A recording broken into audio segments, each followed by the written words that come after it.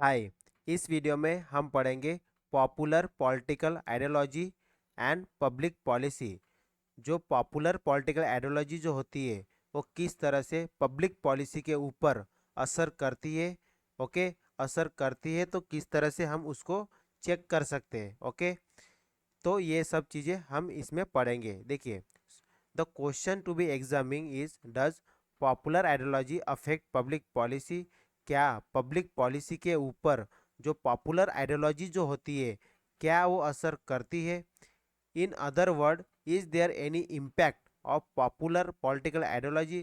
क्या कोई इम्पैक्ट होता है, ठीक है, पॉलिटिकल आइडियोलॉजी का, ठीक है, on the public policies which operate circumventing the loose electric loose electoral link, okay, from the voters to the government and their policies। जो कि मेनली क्या होता है, एक circumventing the loose electrical link, okay, sorry, circumventing the loose electoral link from voters to the government and their policies। The following analysis test, okay, जो हम अभी analyse करेंगे, फॉलोइंग एनालाइज टेस्ट करती है for the effect of popular and governmental ideology on three policy, तीन policy के ऊपर। Okay, मतलब अभी देखिए, पहले पॉलिसी देख लेते, कौन सी पॉलिसी है। देखिए, employment generation and protection, social expenditure in health and education and government size. Okay, तो हम इन तीन पॉलिसी की स्टडी करते हुए, इन तीन पॉलिसी को समझते हुए हम ये देखेंगे, ये नीचे दिए गए एनालिसिस में हम टेस्ट करेंगे क्या जो पॉपुलर आइडियोलॉजी जो होती है, ठीक है, popular ideology of the government और पॉपुलर आइडियोलॉजी, ठीक है, आइडियोलॉजी जो होती है पॉलिटिकल पार्टी की, क्या वो पब्लिक पॉलिसी के ऊपर असर करती है या नहीं करती है।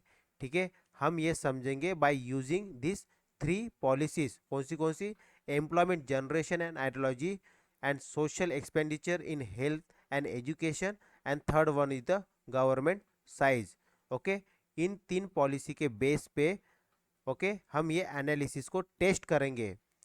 Okay, so let's start. देखिए, while these three policies selected for analysis share the features that a left learning population express demand for more of each welfare, okay, they differ regarding the questions of whether the government has an interest based on the William Niskan argument about the size of the public bureaucracy। तो ये बोलते हैं यहाँ पे कि जो government की जो पॉलिसी है, ठीक है, मतलब गवर्नमेंट का जो इंटरेस्ट है, क्या वो विलियम निस्केन ने जो आर्गुमेंट दिया है उस, ठीक है, उससे रिलेवेंट है या नहीं। तो विलियम विलियम निस्केन है, इन्होंने क्या बताया, मेनली उन्होंने बताया, उन्होंने बजट मैक्सिमाइजिंग मॉडल दिया, उन्होंने budget maximising model in 1968, wherein he suggested that rational bureaucrats will always increase the budget to increase their own power। तो इन्होंने क्या कहा है, इन्होंने ये कहा कि जो अच्छे जो ब्यूरोक्रेट्स होते हैं वो हमेशा बजट इंक्रीज करते हैं, okay, for increasing their own power. This would lead to the state growth, इससे स्टेट में ग्रोथ होता है, but social efficient will be reduce. लेकिन सोशल इफिशियंसी जो होती है, सामाजिक जो इफिशियंसी होती है वो रिड्यूस हो जाती है। Bye setting policies about employment protection, state set the rules by which other actors, notably the court and monitoring institutions, have a bigger role to play। So it is presumed that even if left and right government differ, the effect of the free floating political administrative system pursuing its own agenda will express itself in the two other policy without difference between the left and right government. तो यहाँ पे ये बताया गया कि mainly किस तरह से जो जो जो विलियम नास्केन है, नास्केन, इन्होंने बताया कि जो गवर्नमेंट होता है, ओके, अपना मतलब इन्होंने अपने मॉडल, इनका मॉडल था बजट मैक्सिमाइजिंग मॉडल। जो कि इन्होंने मेनली 1968 में दिया था।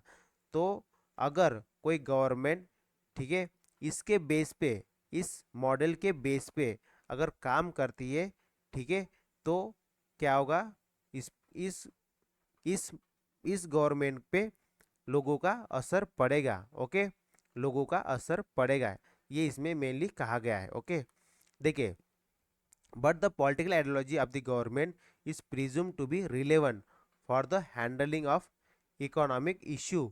Similarly, studied by Poole and Rosenthal show the impact of ideology on policies.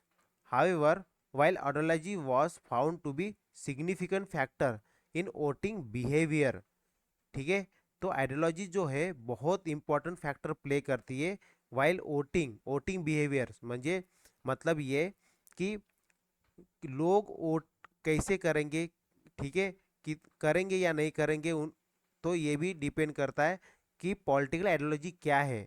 ठीक है, पॉलिटिकल आइडियोलॉजी के बेस पे ही हम कह सकते हैं कि जो वोटर्स होते हैं वो वोट करेंगे या नहीं करेंगे। इसीलिए पॉलिटिकल आइडियोलॉजी बहुत मायने रखती है। ओके, क्योंकि ये मेनली इफेक्ट करता है वोटिंग बिहेवियर्स को। It is only one among the several. At time there is also a case for the opposite argument, wise that party formulate their political program and their ideology in a relatively vague and broad way in order to attract to for the voters from broad range of ideological learning. Okay, citizens are presumed to vote for parties, okay, depending on country most prominent problems। तो जो citizen होते हैं, okay, वो किन को vote करते हैं mainly, वो उनको वोट करते हैं जो मेनली जो मेन प्रॉब्लम होते हैं। ओके, उनको जो मेन प्रॉब्लम होते हैं देश के अंदर, उनको जो सॉल्व करती है, ओके, उनको सॉल्व करने वाले जो पॉलिटिकल आइडियोलॉजी की पॉलिटिकल पार्टी होती है उसको मेनली ये वोट करते हैं। The point is there a little evidence that connection between population ideology and policy hinges on the composition of the government। From the analysis, it is observed that all three policies are correlated but explained to varying degree but different factors. Okay, they all affect the relationship between the state and economy and are related to the factors such as economic development, population ideology, government composition। इन सभी के ऊपर क्या होता है, असर पड़ता है। Regarding popular ideology, the finding indicate that it affect employment protection, but neither the size of the welfare state nor the size of the government। तो regarding the effect of government composition, government ideology orientation does not matter substantially for any of the three policies under consideration here। A government ideology does neither matter for the state economic relationship nor for the regulation for the legal relationship between the employees and the employees। There are substantial development in each of these policies over the last decade, contrary to the employment protection, social expenditure and government size are strongly vague। Both are increasing constantly but not due to observable ideology shift to left in the population। So politics is about the management of conflict। Policymakers do not rely much on the policy analysis. To them, political approach is better than the rational approach। Compromise and conciliations and willingness to accept the modest net gain from the basis of the conflict resolution। Such search for mutualist beneficial outcome, okay, and bargaining among diverse group happen in the beginning of the political approach। So in the political approach, politics become a substantial for the policy analysis। At best, policy analysis play only secondary role in policy making process, but it is significant role in this context have observed strategic analysis and mutual adjustment among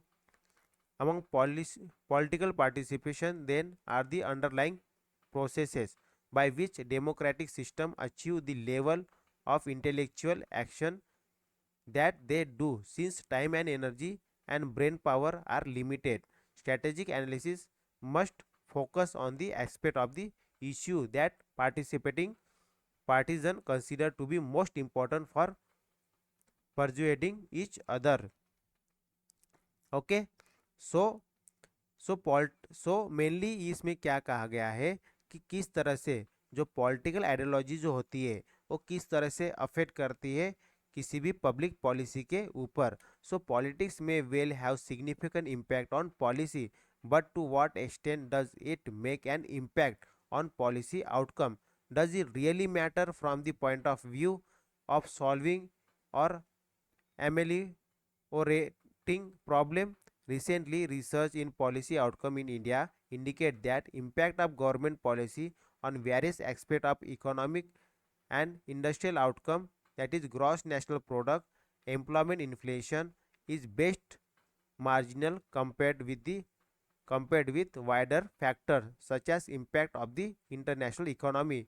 Furthermore, the fact is that policy making and implementation take place in the context of the past policy and earlier decision, which severely limit the choice of the innovation. Similarly, although the party in power has important impact on policy, it cannot bring about more policy change because of the several limitations such as commitments of the past, public opinion, bureaucracy, international constraint on the public policy and on the national policy. In short, liberal democratic government operate at the margin, seeking to react to developments they do not control and which often they cannot foresee. Okay इस scholar ने कहा है कि advance the argument that policy making is all too frequently driven less by moving toward the objective than by reacting to what he termed the real end objective. Of course, policy may be result of what Charles Lindblom termed muddling through theory of incrementalism in policy making, which believe gradualization or taking baby step in policy process in the incremental manner. However, this does not mean that policy making is of two value. Public manager identifying weak area within organizing and making corrective changes.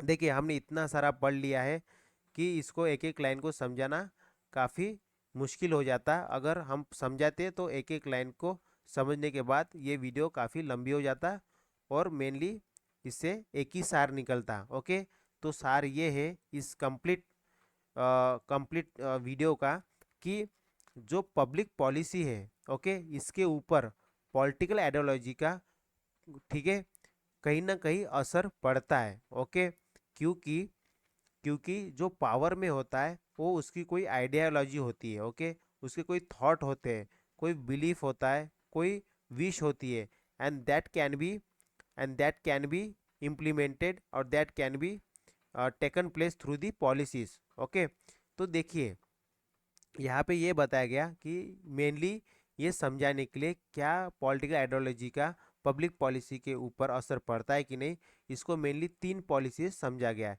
पहला ये कि employment generation and protection की क्या जो government है क्या वो employment generation के ऊपर ध्यान दे रही है, ठीक है, एम्प्लॉयमेंट के प्रोटेक्शन के बारे में सोच रही है. उसके बाद क्या वो समाज में जो बजट है वो मेनली बढ़ा रही है या नहीं बढ़ा रही है, और बढ़ा रही है तो क्या वो जो सोशल एक्सपेंडिचर है जैसे कि हेल्थ हो गया, एजुकेशन हो गया, इसके ऊपर अपना बजट इंक्रीज कर रही है या नहीं कर रही है. उसके बाद गवर्नमेंट का साइज क्या है, ये सभी चीज़ें डिटरमाइन करता है कि whether the political ideology will affect the public policy और not. Okay, this is all about this complete video. Okay, this is summary of this complete video.